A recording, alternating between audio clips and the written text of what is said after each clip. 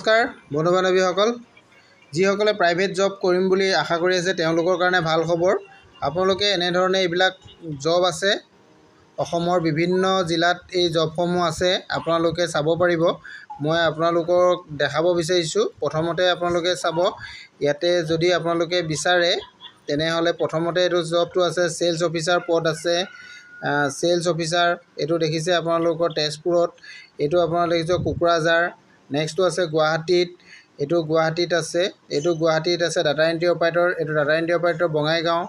এইটো আপোনালোকৰ hearing nursery টিচাৰৰ কাৰণে আছে, গুৱাহাটী আছে এইটো পদ। এইটো কল চেণ্টাৰৰ পদো আছে আপোনালোকৰ অভয়াপুৰীত। এনেধৰণে পদসমূহ আছে, আপোনালোকে এই পদসমূহত এপ্লাই কৰিব পাৰিব। আপোনালোকে এইখিনি পদৰ কাৰণে যদি এপ্লাই কৰিব বিচাৰে তেনেহ'লে আপোনালোকে গুগলত যাব, গুগলত গৈ প্ৰাইভেট জব ইন আছাম বুলি মাৰিব। চাৰ্চ কৰিলে আপোনালোকে এই জবসমূহ দেখা পাব আৰু ইয়াৰ ডিটেইলছবিলাকো আপোনালোকে চাই ল'ব পাৰিব।